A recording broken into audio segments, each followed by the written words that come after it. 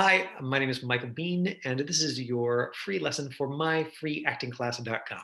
I'm an acting teacher. I've been teaching film and TV acting for just about 20 years now and running this project since the end of March in 2020. So we're going on just over a year now, which just seems completely wild to me. I'm very excited about that. Today, I have a special guest for us. We have Taylor Long. So Taylor is an assistant right now with Sean Milliken Casting. There she is. I'm going to quickly show you the website for Sean so that you can get a sense for like how much they cast, so that if you're not in makeup, you're like, wait, who is this guy? Does she not really know what she's talking about?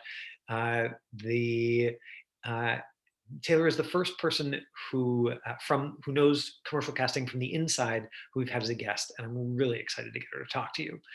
And Taylor, also full disclosure, is like an ex-student of mine, so has taken my adult acting classes before and is just rad, and has then gone on to do this work. So here is Sean Milliken. So Sean Milliken, IMDb, so that he's done some film and TV, but he's mostly done commercials. Here we go. Clients, directors, production companies, agencies. See how it just keeps going and going and going and going and going and going and going and going. So if you just looked him up on IMDb, you'd be like, well, he hasn't really done a lot of stuff, but that's because most commercials are not listed on IMDb. I mean, commercials just aren't listed on IMDb. What am I saying? Most. They just don't get listed there. So many hundreds of folks listed here. And I have no idea if this is a complete list. We've got a couple of his sort of film and TV projects here, of which there are some, and then a whole whack of commercials. Right. So a lot of like very polished, like very slick commercial work, that Sean does. And so there is your little bit of context, for Sean Milliken Casting, and that's who Taylor's been working for the last little bit. And one of the reasons I'm really excited to get her to talk to us is that it's still fresh enough in her mind that hopefully sort of everything that she learned about, like, whoa, I had no idea. While making that transition from like being the actor going into the auditions to the person who's helping the actor come in for the auditions. That's part of the thing that I'm really excited to hear about. So without any further ado, this is Taylor Long. Hi, everybody. Thank you so much, Michael, again. I have had so much fun in Michael's class, and I will be joining very soon. So this is I just started in the past, this really started this year. And I'm an actor, and I'm just now the assistant for, actually, I have a little treat. This is Cheyenne. She is the casting associate. Say hi. Hi, everyone. Hi, everyone. So she's a casting associate, and I'm her assistant. It's been such a pleasure to work with her and like learn from her. And I'm looking forward to answering any questions you have, especially about as an actor going into the room on my own time. I have the perspective of both the acting side and now more of the background side. So yeah. Will you just start by giving us an overview of how most commercial auditions are running, on your end now? So now it's with Zoom, so basically self-tapes. So Shay will get the breakdown. She'll write the breakdown, and then that's the thing that everyone sees. Like, oh, we're looking for a person 30 to 45. Here's the self-tape note. So she'll write those, and then they will pick people, and then we send out it to the agents, and the agents will send it to you, and then you get the requirements for the self-tapes and the scripts and the due date of the self-tape. And it's always better to submit it early as you can, because we create links. So there's like different links that go to the client. And then after we get the self-tape. Can I pause you there, because it's the first time I've had somebody in casting talk about that process. So you make links sort of as submissions come in, and so they're going to the client as they come in. No, but everyone's different, but we do have links that we put together of like the people. Like it's just more convenient because we just get the submission, put it to a link, and then we send them to the clients. But Shay always writes to the breakdowns like, here's the due date, but earlier is the better. That's what she always writes in the breakdowns. One And moment here. I'm just, I think that we've all heard that as actors, but it's the first time I've heard somebody talk about the logistics on the other end. And it just makes, I think it's useful for people to know that like that's not, that those aren't empty words. Earlier is better. That it's actually meaningful in terms of like getting like, some of the decision makers sooner. yes, and everyone's different too. So I can't speak for like film ones, but just from what I'm learning, and it makes me as an actor think, oh, I should probably do my tape as soon as I can. That's what I think. Again, it doesn't guarantee anything, but just from my perspective, it's nice whenever people write in the breakdown, like really look at the breakdowns, and we don't just say those words for no reason. Like, and then after that, after we get the self tapes, then the client goes over it and there's callbacks. Then we send that out to your agent. And then what my main job is right now is when we do a callback through Zoom, because it would be in the studio other times, but now it is on Zoom. So you're going to get a Zoom link, and then basically we're trying to simulate what the studio was before. So we have the producers and directors in a room, and then we have you guys in the waiting room. And my job is I bring you in, and then me and Shay get notes from the director to help prep you and make sure, because the number one thing, I remember, Michael, you did a class about self-tapes and how things should look for that. It's just as important on Zoom, even though we're in our homes.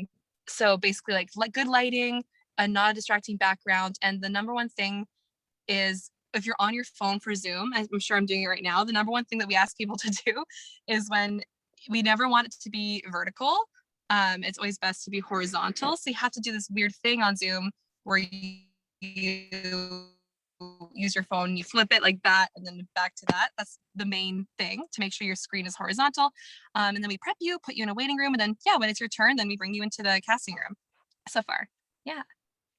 And so the prep is really interesting. Like, just that your sort of full-time job is sort of coaching people before they go into their Zoom callback. And then in that Zoom callback, can you talk a little bit about what's happening for people in there? Because we've got a real range of folks who are coming to this lesson, some of whom probably did some in-person commercial auditions, and some of whom have never done an in-person commercial audition. So the actual practical details of like, what does that look like once somebody goes into the Zoom room with the director? Yeah, so it's really simple. Like, for example, we'll do a prep, be like, hi there, this is what your slate's going to be, here's a note from the director. Usually it's just them doing what they did for their callback or their original audition. And then what happens is they go inside there. We have a tech, his name's Curry, he's wonderful. He will say, hey, can you flip your camera a certain way? And then he records the Zoom session, like he records it on Zoom so that people can replay them later. And he says, hey, like, can you give me your name, full name, and height, and if you have a valid driver's license, like whatever the slate requires. And then basically he goes, and I'm handing you off to the director. And the director would either have notes or just want to see the scene play out like that. And then either the director will have some notes afterwards and hang out and like get to know the person, or just direct different takes. Or it's like, all right, thank you, have a good day. And then boom, we usually go, all right, well, you can go to holding and log off. And then basically that's it. So it's super quick there. But that was going to be my next question, is that I'm sure that it's different for each project, but as a general rule, how many folks do they schedule for how much time, in one of those callbacks? Each job, it's very different. It depends. Either we have a lot of people or not a lot of people. So it's all relative to the size of the job and the clients, but there can be really long days or really short days. It's all super different. It depends on the actual job itself. But let's say that it's something where there's like one line of dialogue or less, right? Like would you would you expect that each person would have 30 seconds in the room or a minute in the room, or did they budget 5 minutes a piece? No, it's completely different. So like it depends on the director and if the director wants to work with you or work with your style. So it doesn't matter how long the script is, because sometimes we have like longer dialogue or not, and it just depends on the style of the director. That's what I find. Okay. So yeah, I find it's the style of the director, and if they want to talk longer or if they want it a bit shorter, or if we're running behind, then we have to kind of keep it shorter, Okay. or you know. So And so the earlier I heard you say that they tend to be quick. So is like 1 or 2 minutes, like a sort of reasonable expectation, for somebody to go in and go like, well, like it might be as short as, just trying to give people an idea of what to expect. it depends, because it's I would say like 5 to 10 minutes actually Okay, sometimes. So gotcha. it depends. Because the whole process of you coming in, we ask you to come in like 7 minutes before your call time so we Of can course. prep you, holding room, and then we go through the whole thing. Should be like 10 minutes. But again, in the time in the room can be anywhere from 5 minutes or 2 minutes, 3 minutes. It Gotcha, can gotcha. just so it's, I would say, for actors, your expectations, I would say the whole thing, like block like 15 minutes, like block off like 15 minutes. That's what I would say, and depends on, again, the job, and we keep you updated with times, and if times change, or we try to respect your time as much as possible too. Great, great. Um, the well, let's open up for questions, because I could keep asking you questions for another 15 minutes, no problem. But let's see if anybody watching has a question for you. Anybody want to jump in with a question?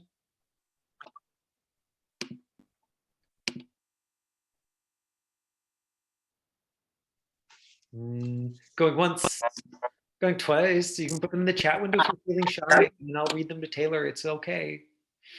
Uh, can you talk a little bit about some of the things that you're witnessing? Because this is your first time on, like, sort of seeing behind the scenes for casting. Is that accurate? Yeah. Yes, Yep. I'm still learning. Yeah. Of course, and so what, like, is there anything that you've been surprised by, or like, drop some wisdom on us? What are you taking away for yourself, as an actor, from your sort of first peek behind the scenes at casting? Although Yeah, it's an interesting that's conversation where, like, your boss is kind of in the car with you, so she's so Hi, lovely. Shannon. She's friend. Yeah, she's great. But honestly, like I for me, especially as an actor and still learning everything, I would say what surprised me the most is, like, this sounds weird, but it's almost like how much I don't matter. Like, we do matter, but it's like it's not personal. It's very much like we're all trying to get the image of what the director's envision is. And if you don't get the part, it's really not personal. It could be down to like, oh, this person's 6 feet, 6'4", and that's what they want, and I'm 5'8". You know what I mean? It's more about, like, they really want, and they also want you to do so well. We're always rooting for the actors to do so well, so it helps me when I'm doing an audition to let go of my own ego in a way and be like, okay, if I don't get this, it's not about me. I just do the best work that I can, and interpret the scenes as best as I can. And then I realize that I let it go, because it's not personal. It's very much you're part of a bigger picture. And for me, that's what I was most surprised about, was how impersonal it is. It's like, oh, this person, great, perfect. Let's pop them in here. Ooh, they look great as a family. Let's do that. Like, it's more transactional than I thought. And I thought it was like, oh, they don't like me, I'm not getting these auditions. It's like, no, they would like me, but it's different to the role, right? Or to the bigger picture. And that helps me be more myself when I do auditions, and kind of have more faith in myself as an actor. Mm-mm. And so I would say the number one thing is definitely be, like, really true to yourself, and, like, don't worry too much about what that casting's trying to judge you. We're never trying to judge you. We're rooting for you to do well. Great. The would and then having participated in sort of prepping so many of these folks for auditions, and then I don't know if you're also sort of like getting to witness, like how the conversation, afterward goes, or sort of seeing kind of who's called. I suppose you're like immediately seeing like who gets called back, right? So Mhm. you're getting lots of input there. Would you say like what's your general impression? Are you learning anything about sort of what uh, like what seems to work best for commercials, at least from your perspective? Yeah, so because again, it's everyone's so different. They could Yes. be really quick deciding, or it's a really hard thing to decide, or they're making a family together. So it's like who looks best as a family from different families. They all like, they pick backups and stuff like that, but we put people on hold. But I actually a lot of the time the director already kind of knows who they want, or and then the agency knows who they want, and they kind of just discuss that right after. But it mostly comes down to energy, the acting skill, and the performance like itself, and the look, of course. So Mhm. it's kind of those main things they decide on right away. Right. Can we Yeah. unpack each of those a little bit? So you said energy, acting skill, performance, and the look. But So look, I think you've already covered for us, but yes, that's exactly where I was going. Thank you. no worries. Like energy is basically like, your positive energy, just yourself, calm, just really yourself. That's the main thing. And if the director is able to work with you, and then the next one, I think I said energy, acting skills. So like you have, your eye lines, listening to the reader, things like that. Not being afraid to dive into the direction when the director gives you a 180 and you just go for it. Um, and they really like when you could do, um, depends on who it is, but they really like when you can have range. Um, if they give you a direction and you can just go for it. And then I would say it was the one when I said it looks like if you look the part, like if it's like you're part of a family, they're trying to create a family of a mom and dad and kid. They put you guys together. Go, oh, do they look good together? Is it realistically a family like that? Um, and performance basically ties into the acting performance, but how comfortable you are doing that, through Zoom with the reader. It's always awkward auditioning through Zoom, but the more comfortable or present you are there, I guess that really helps. And they notice that. Okay, gotcha. So there's the technical skills, which folks in these lessons are really we've been drilling, and then the like taking direction, details there, and energy, just like coming in with lots of positivity. You you must also be witnessing um, pe- people managing their nerves in different ways. Yeah, and you know what? It's nice because with Zoom, you're in the comfort of your own home, so or the studio or wherever. So honestly, like it's kind of hard to tell when someone's nervous because you get to like control your environment. It's different than when I used to audition in a studio.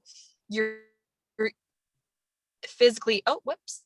Oh no, I'm froze. Oh, frozen. Hi. Oh, We can still see you. sorry. All good. Okay, one sec. There we go.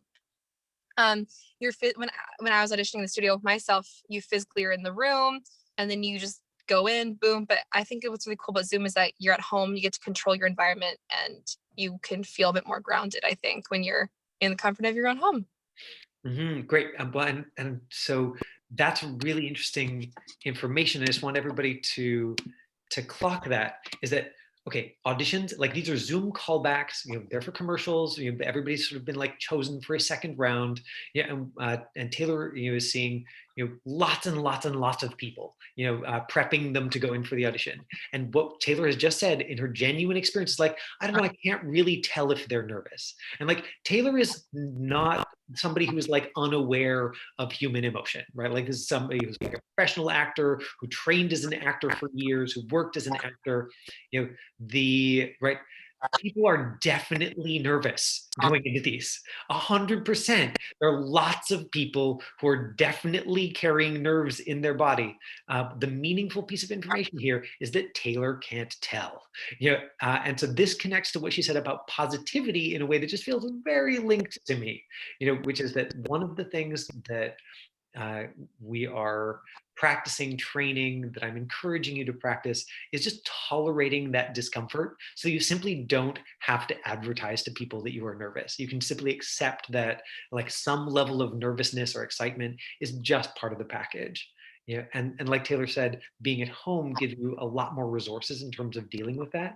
But I think it is very interesting listening to Taylor uh, that that for most of these callbacks, she's like, I can't tell if people are nervous. So a useful Yeah, thing to practice. yeah, because of course, it's okay to be nervous. And I get nervous too in auditions, but I think, like, say, since you have more control of your environment, and I mean, the only time we tell people are nervous, I guess, is if, like, something happens in the room. But again, it's very rare because you did the callback already, you did the first take, and we prep you as best as we can, let you know what's going to happen, so you already have time to mentally go, okay, my brain, I'm saying this for my slate, I'm going to do this, and boom. So it's a bit, we try to set you up for the best amount of success as possible. That's what we try to do. Great. Candy put a question into the chat window here. She said, what interested you about getting into casting? And she also wanted to know how you balance casting and acting. That's a great question. Thank you so much for asking. I was just doing acting, which is great, but I always had a curiosity of behind the scenes. And then I met my really good friend Shay, and she's been working in casting for years, and was like, hey, like, maybe give it a try. Or like, she took me under her wing, and I was helping out here and there and slowly learning the ropes of different things, very small. And now I'm in love with it completely. I love the idea. I love how fast paced casting is. I love how you're helping actors. And I just think what I like about it the most is, like, you're constantly in communication with people. Because acting, we're always waiting, right? We're waiting to be like, oh, here's the audition. You maybe will work. But I love about casting is it's like, oh, hey, here's the list of things, boom, boom, boom. And then you get to help actors. And I like to see how I can help them in the prep room and let them have the best experience they can, because I come from that background. And then how do I balance acting and casting? Thankfully, both are pretty flexible. There's weeks we go super, super busy with casting, and then I'm still able to do my own self tapes and then a still schedule. But thankfully, we're working from home, so I can do a callback on Zoom, self tape at maybe 10 p.m. that night, kind of just to work in where I can. Yeah, right. The flexibility of doing self-tape auditions, both for commercials and film and TV, is, I think, an asset for actors all over the place. Yes, exactly. So I'm very lucky that I'm able to learn from Shay and learn from these things, and then stay busy. And then I'm really lucky that we have self tapes. Like they say, they literally make it great that you're able to just film it at whenever time, and then you can pop it in and then hope for the best there. It's honestly helped a lot in my personal process of just not being afraid to just go for it and be big and dive in. So. Mm-hmm. I was coaching an actor who lives in Los Angeles just a couple of days ago, and I was like, so how's it going? Like spring in LA, auditioning in LA, and she's like, it's great. I don't have to drive anywhere. Right, this is somebody who worked in New York for a long time, and has been in LA for a couple of years, enough so that she did at least one pilot season sort of pre-COVID, and she's the reality of being an actor, in Los Angeles, for those handful of folks who are auditioning all the time, was it literally meant all day in your car. Right, if you had 3 auditions, then you would have to, maybe Google would say, sure, it's 45 minutes to get from here to where you are, but you're going to have to budget like 2.5 hours because traffic is so bad. And so if you can imagine doing like a commercial here and a short film there and a TV studio over there, people would spend all day, in their car driving from one thing to the next. And so it was really fun talking to such a happy actor. Any final questions for Taylor, because we're coming up to the end of our session? Thanks for the question, Candy. Do you have anything specific? Oops, sorry. Were you going to jump in there? Oh, sorry. Sorry, go ahead. You go ahead. Do you have anything specific that you would offer to younger actors? Anything from your like how to help people get prepped, or what you're seeing really work for people, that might be specific to both to kids or to teens? Yes, so for kids and teens, for sure. You know what? A lot of the times, a lot of the what we want to see is like kids just purely being like themselves. So if it says you're gonna play with a toy or do something, it's like we don't want you to act. We want you just to have fun, genuinely be you. And for teens as well, same thing. I guess for everything, we don't want to see you act. It's more like the truth in the moment. But I would say preparing, just practice your lines as much as you can. If there is lines, really get that in your body.